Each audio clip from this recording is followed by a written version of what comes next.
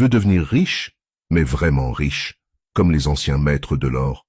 Alors écoute bien, parce que cette histoire vieille de plusieurs millénaires pourrait bien te changer à jamais. Voici le résumé de L'homme le plus riche de Babylone, de George S. Clason.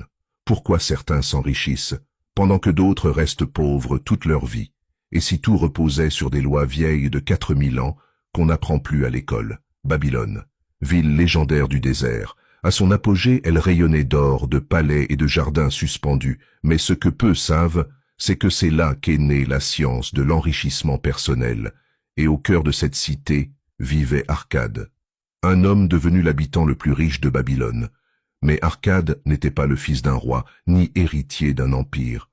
Non, il était scribe, il écrivait des textes pour survivre, il vivait au jour le jour, comme toi, comme moi. Alors comment est-il devenu l'homme le plus riche de tout Babylone? C'est cette histoire qu'il raconte, et ce qu'il partage, ce sont les secrets éternels de la richesse, des secrets qu'aucune crise ne détruit, parce qu'ils sont basés sur une seule vérité.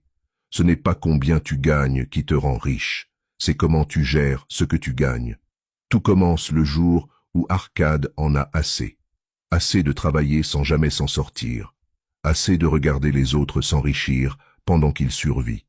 Alors il ose poser la question interdite à un prêteur d'argent réputé. Comment as-tu fait fortune? Quel est ton secret?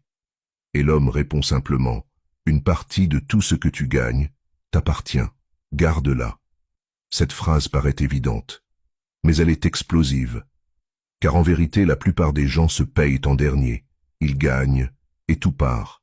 Dans le loyer, les dettes, les sorties, les envies. Mais Arcade décide de faire l'inverse. Dès qu'il est payé, il met 10% de côté, avant tout, et il ne touche jamais à cette somme. Au début, c'est dur. Il a l'impression de se priver. Mais au bout de quelques mois, il réalise, son argent commence à travailler pour lui. Puis vient la première leçon douloureuse. Avec cette petite épargne, il veut aller plus vite. Il confie tout à un fabricant de briques pour investir dans des pierres précieuses. Mais ce n'était pas un expert. Résultat, il perd tout.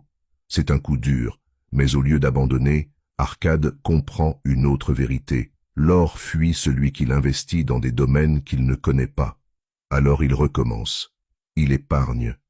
Mais cette fois, il écoute les sages. Il s'entoure d'hommes d'expérience. Il place son argent avec prudence. Et petit à petit, il devient un aimant à richesse. Voici ce qu'il découvre. Les 5 lois de l'or.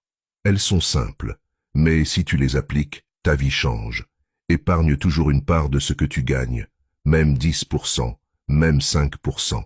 Mais fais-le sans exception. Fais travailler cet argent. Un argent qui dort est un esclave inutile. Investis-le intelligemment. Protège ton capital. Ne confie jamais ton argent à quelqu'un qui ne comprend pas ce qu'il fait. Cherche les conseils des sages, pas de ceux qui parlent beaucoup, mais de ceux qui ont réussi en silence. Améliore-toi constamment, car ta capacité à gagner dépend toujours de ta valeur personnelle. Et voilà comment un scribe oublié est devenu le modèle de toute une civilisation. Parce qu'il a compris le secret des riches, ils ne courent pas après l'argent, ils le capturent, le font travailler, et surtout, ils le respectent. Aujourd'hui, tout le monde veut être libre, mais combien sont prêts à apprendre ce que ça demande, à sacrifier l'instant pour créer un futur, à dire non aux dépenses inutiles, pour dire oui à leur indépendance? La vérité, c'est que la richesse, ça s'apprend. Et elle commence par une seule question. Tu veux vraiment devenir riche, ou tu veux juste continuer à faire semblant? Si t'as vraiment écouté ce résumé jusqu'au bout, commente le mot Babylone.